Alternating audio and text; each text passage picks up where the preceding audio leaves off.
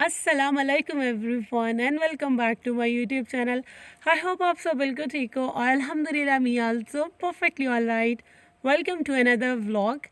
तो रात का टाइम है और मेरी तो रातें बिल्कुल ही चेंज हो गई हैं, बल्कि सुबह रातें शामें सब कुछ बदल गया। मतलब मेरी पूरी लाइफ चेंज हो गई है और एक नया जर्नी जो है वो स्टार्ट हो गया है। और मुझे यूँ फील हो रहा है जैसे मैं ख़ुद स्कूल में जो है ना वो एडमिट हो गई हूँ और सब कुछ जो है ना वो रिमाइंड हो जाता है, रिकॉल हो जाता है जो हमने अपने बचपन में किया होता है और अब जो हो रहा होता है।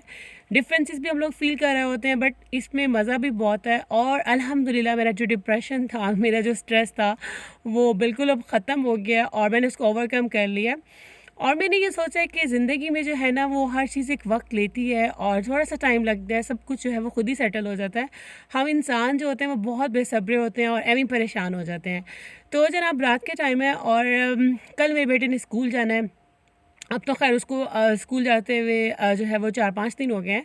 बट ये जब उसने फ़र्स्ट टाइम जाना था ना, पहला दिन था उसका कल, तो मैं उसकी जो है वो बुक्स वगैरह चेक कर रही थी, उसका बैग बना रही थी। अब ये मेरी ड्यूटीज़ में शामिल हो गया। पहले होता था कि बच्चों को सुला दिया, उसके बाद मेरा मी टाइम स्टार्ट है और उसमें ये होता था कि मैं व्लॉग्स देखती थी, अपनी चाय पीती थी और उसके अलावा जो है अपनी स्किन केयर कर लेती थी, अपने इंस्टा पे जो है वो गपशप लगा ली। मतलब टोटल मी टाइम होता था, मैं कुछ भी करती थी। बट अब जो है वो मैं एक रिस्पॉन्सिबल मामा की तरह, एक रिस्पॉन्सिबल मदर की तरह छोटे बच्चे का बैग रेडी करती हूँ, उसका यूनिफॉर्म वगैरह चेक करती हूँ, उसकी बुक्स एवरीथिंग मेरी रिस्पॉन्सिबिलिटीज़ में शामिल है। और ये मुझे अच्छा भी बहुत लग रहा है और मतलब मुझे बहुत मज़ा आ रहा है इस सबको करने का। और जब आपका स्ट्रेस ख़त्म हो जाता है, आपकी टेंशन रिलीज़ हो जाती है, डिप्रेशन ख़त्म हो जाता है, तो वो सब चीज़ें आपको मज़ा देने लगती हैं। जब आप कुछ भी अपने सर से उतार के फेंक देते हो, तो आप उसको एंजॉय करते हो। और यकीन माने मैं खुद भी एडजस्ट करती जा रही हूँ और मुझे अच्छा लगता है।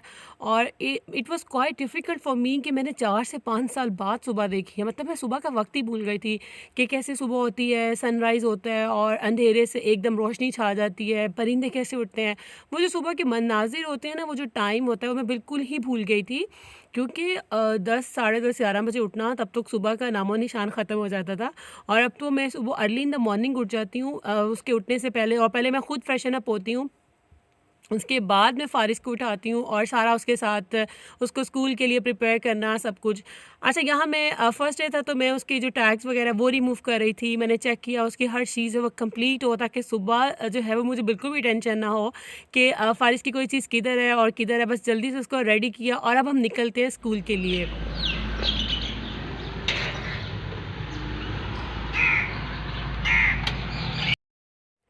और सर्दी के मौसम की सुबह भी इतनी खूबसूरत होती है ना, परिंदों की आवाज़ें, और बहुत प्यारा मौसम लग रहा होता है। तो यहाँ हम फ़ारिस के स्कूल पहुँच गए थे और अब माशाल्लाह माशाल्लाह वो एडजस्ट करता जा रहा है। वो बाकी बच्चों की तरह रोता-धोता स्कूल तो नहीं जाता, बट स्कूल जाकर उसको ये होता है कि मम्मा मेरे पास रहें, मम्मा मेरे साथ क्लासरूम तक जाएँ। और मैं वाक़ई उसकी जब असेंबली वगैरह ख़त्म होती है और जब सब क्लासेस जो हैं वो स्टार्ट हो जाती हैं, तो फिर मैं आती हूँ उसको क्लास में बिठा के। तब वो थोड़ा-सा जो है ना वो ज़ाहिर है बच्चा है, रोता है, लेकिन इंशाल्लाह वो जल्दी एडजस्ट हो जाएगा। और he is different from others. कुछ बच्चे तो वो बस घर से ही रोते-धोते जाते हैं और बाजे बजाते हैं कि हमने स्कूल नहीं जाना। और शायद वो मम्मा पे गया है, क्योंकि मैं भी बहुत हैप्पी अभी स्कूल जाती थी। मुझे याद है अच्छी तरह जब मैं स्कूल गई थी, तो क्लास में मैंने टीचर ने मुझे पूछा आपको कुछ आता है? तो मुझे याद है मैंने कैपिटल एबीसी जो होती है, अल्फ़ाबेट जो होते हैं, और स्मॉल अल्फ़ाबेट्स, मैंने सब कुछ लिख दिया था ए टू ज़ी। और मेरी बड़ी सिस्टर क्लास में होती थी और सब जो वहाँ पे क्लास वालों से ना मेरी सिस्टर के वो हैरान हो रही थी कि तुम्हारी बहन है। और मेरी सिस्टर कहती हाँ ये मेरी बहन है। और मैं मतलब बहुत इंटेलिजेंट मशहूर हो गई थी और मैं इंटेलिजेंट थी अल्हम्दुलिल्लाह। और भाई मुझे अपना वो याद आ गया कि कैसे मैंने जल्दी से जो है वो स्मॉल और कैपिटल एबीसी सारी लिख दी थी ए टू ज़ी। तो ख़ैर बातों ही बातों में हम पहुँच गए थे घर। और जब मैं फ़ारिस को स्कूल छोड़ आती हूँ तो छोटा बेटा मेरे साथ-साथ होता है, वो बिल्कुल भी नहीं सोता और मुझे बिल्कुल भी ये फ्री टाइम नहीं मिल रहा कि मैं एक बच्चे को स्कूल भेज के कोई अपना काम कर लूँ। और फिर मुझे वही होता है कि ख़ुद नाश्ता करो और हस्बैंड को कराओ और उन्हें अल्लाह हाफ़िज़ कहो, फिर फ़ारिश आ जाता है, मतलब इस तरह रूटीन के काम चलते ही रहते हैं।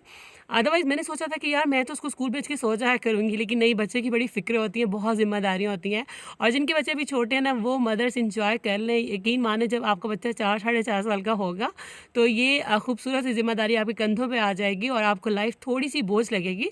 बट फिर आप जब उसके फ्यूचर के बारे में सोचेंगे तो आप खुद ही एडजस्ट कर जाएँगे, जैसे कि मैं कर गई हूँ।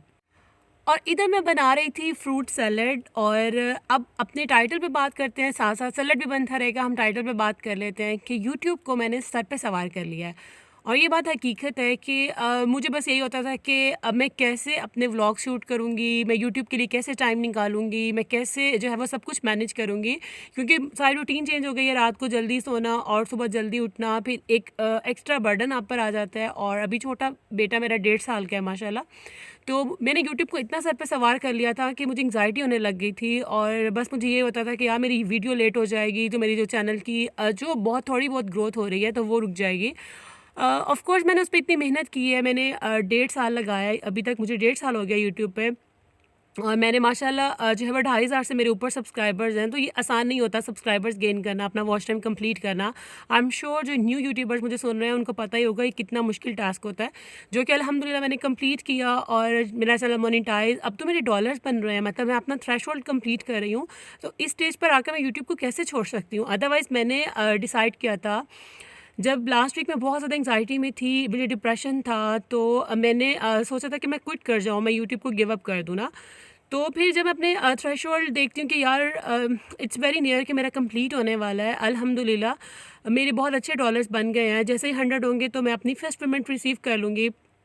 मैंने इसको इतना सर पे सवार कर लिया था कि मुझे भूख और प्यास और नींद का थोड़ा इशू होने लग गया था कि मैं कैसे मैनेज करूँगी। और अब मैंने सोचा कि नहीं यार, यूट्यूब को सर पे सवार नहीं करना, ठीक है, अगर मैं हफ्ते में एक भी व्लॉग अपलोड कर पाती हूँ तो कोई इशू नहीं है, अगर कोई अच्छा कंटेंट नहीं क्रिएट कर पाती तभी कोई इशू नहीं है। यूट्यूब को मैंने सर पे सवार नहीं करना, क्योंकि मेरी लाइफ जो है वो यूट्यूब की वजह से डिस्टर्ब नहीं होनी चाहिए।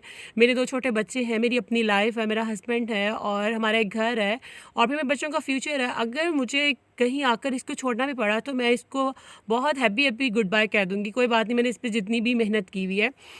लेकिन जब इंसान अल्लाह से मदद मांगता है तो सब कुछ मैनेज हो भी जाता है। लेकिन मैंने वाकई यूट्यूब को इतना सर पे सवार कर लिया था और करना भी चाहिए था यार। एक तरफ देखें तो मेहनत की हुई है और दूसरी तरफ देखें तो इंसान कहता है यार कोई बात नहीं, अगर नहीं मैनेज हो पाएगा तो हम हैप्पी गुड बाय कह देंगे, क्योंकि हम अपनी बाकी रिस्पॉन्सिबिलिटीज़ को तो नहीं छोड़ सकते हैं ना।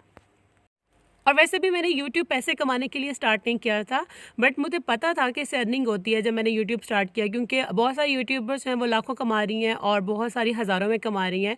बट मेरा मकसद अर्निंग नहीं था, मुझे बस एक शौक़ था। मैं जब मेरा एक ही बेटा था तो मैंने तब यूट्यूब स्टार्ट किया था जब मोहम्मद खुबैब को मैं एक्सपेक्ट कर रही थी। तो मैं बस फ्री टाइम होता था तो जब मैं व्लॉग्स देखती थी मेरा दिल करता था मैं भी अपनी रूटीन शेयर करूँ यार, जो मुझे कुछ सुनने वाला हो, क्योंकि मैंने आपको बताया मुझे रेडियो का बहुत ज़्यादा शौक़ था। मैं बहुत मतलब मुझे क्रेज़ था कि मैं डीजे बनूं और मैं इस तरह रेडियो पे बात किया करूं, बट मेरा ये ख्वाब पूरा नहीं हो सका। तो फिर मुझे लगा कि यार अगर मैं फेस कैम वीडियोस नहीं बना रही तो मैं कोई बात नहीं, मैं अपनी होम रूटीन वगैरह शेयर कर दूंगी और मैं अपनी दिल की बातें जो है वो यूट्यूब पर कर लिया करूँगी। तो मुझे एक पैशन सा हो गया था कि मेरी भी एक ऑडियंस हो जो मुझे सुने और ये कि मुझे थोड़ा बहुत फेम मिले, लोग मुझे जानने लगे और कुछ ना कुछ तो मतलब लोग मुझसे सीख ही लेंगे, कुछ ना कुछ तो मैं सिखा ही दूँगी और मेरे बड़े एंटरटेनिंग व्लॉग होंगे। तो बस मैंने यूट्यूब इसीलिए स्टार्ट किया था और अब जब मैं देखती हूँ कि मेरा थ्रेशोल्ड कंप्लीट हो रहा है, डॉलर्स बन रहे हैं, तो इंसान को कहीं ना कहीं दिल में आ जाता है कि इतनी मेहनत की है, अब उसका फल वसूल हो रहा है, तो आपको थोड़ा सा जो है ना वो दुख होता है इसको क्विट करते हुए। बट मुझे पैसों का जो हवस और लालच होता है वो बिल्कुल भी नहीं है। यकीन माने, मैं उनका नाम नहीं ले सकती, एक बहुत बड़ी यूट्यूबर हैं और उनके 8 साढ़े 8 लाख सब्सक्राइबर हैं और उनके अच्छे खासे व्यूज़ भी आ जाते हैं। बट फिर भी वो अक्सर अपनी इंस्टा पे स्टोरी शेयर करती हैं कि आप लोग वीडियोस देखा करें, आप लोग इंगेज किया करें, फ़ौरन व्यूज़ कम आ रहे हैं और बाकी कुछ यूट्यूबर्स के नाम लेके कहती हैं कि वो मुझसे आगे निकल गए। मतलब मुझे ये समझ नहीं आता कि ये क्या है, आपको सब कुछ मिल रहा है, आप फिर भी अल्लाह का शुक्र नहीं अदा कर रहे, आप सेटिस्फाइड नहीं हो रहे। देखिए, जो सक्सेस होती है ना, वो कोई डेस्टिनेशन नहीं है कि एक पॉइंट है, आप उसको मुहैया नहीं कर सकते कि आप इस जगह पे पहुँच गए तो आप सक्सेस हो गए, बस आप अपनी मेहनत छोड़ दें और आगे बढ़ने का जो पैशन है वो ख़त्म कर दें। नहीं, ऐसा नहीं होता। इंसान सारी ज़िंदगी सफ़र में रहता है, सारी ज़िंदगी जो है उसको मंज़िलें मिलती भी रहती हैं, तो आपको हर लम्हे जो है वो अल्लाह का बहुत शुक्र अदा करना चाहिए। आपको जितना मिला, जैसा मिला, अल्हम्दुलिल्लाह। क्योंकि अगर आप सैटिस्फाइड हैं तो आपका जो है वो ज़हनी सकून है, और ज़हनी सकून है तो जिस्मानी सकून है, और बाकी ज़िंदगी में सारे सकून इसी से रिलेट्स करते हैं। तो ख़ैर बहुत बिज़ी मेरा वीक गुज़रा। पूरा हफ़्ता मैंने अपने आप को एडजस्ट किया, अपने बेटे को एडजस्ट किया, सुबह उठने में, रात सोने में, हर चीज़ में। तो अब जो है वो वीकेंड आ गया यहाँ पे, और मैं जा रही हूँ अपनी अम्मी के घर, क्योंकि मेरी मदर का घर, मेरा मेका मुल्तान में ही है। और बस मैं अब जाऊंगी तो शाम को इंशाल्लाह अपने घर होंगी, रात को डिनर वगैरह करके मैं घर आ जाऊंगी। मैं जा रही हूँ एक अच्छा सा दिन गुजारने, अपने अम्मी अबू को मिलने, अपने सिबलिंग्स के साथ एक अच्छा सा टाइम स्पेंड करने, अपने आप को फ्रेश करने, क्योंकि अब मेरे पास वीकेंड ही अवेलेबल है कि मैं कुछ भी अपनी एक्टिविटी जो आउटडोर है वो कर सकती हूँ। Life in a world that keeps changing. Think that it's progress you're making. Copy and paste pretty faces all the time. Pictures so perfect we play through. Only cause you set up the angle. Web that you weave got us tangled. Caught in what's before our eyes. Show off your fantasy reality. Whoa, that's yours, but I'll keep doing mine. You be living your good life. Catch a glimpse from the outside, then you see me now, see me now, see now.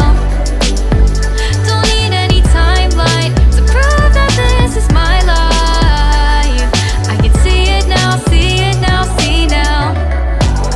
You be living your good life. Catch a glimpse of the outside, then you see me now.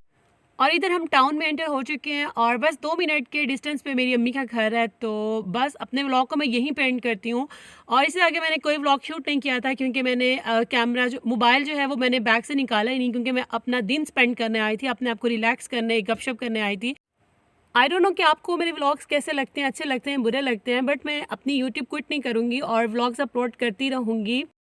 लेकिन YouTube का sir पे सवार बिल्कुल नहीं करना, क्योंकि ज़िंदगी में यूट्यूब है, यूट्यूब में हमारी ज़िंदगी नहीं है। और इसी वॉइस नोट के साथ वीडियो को एंड करती हूँ कि इसको लाइक कर दीजिएगा, चैनल पर न्यू हो तो सब्सक्राइब किए बिना मत जाएगा। अपना रखिएगा बहुत सारा ख्याल। थैंक्स फॉर वॉचिंग, बाय, अल्लाह हाफिज़।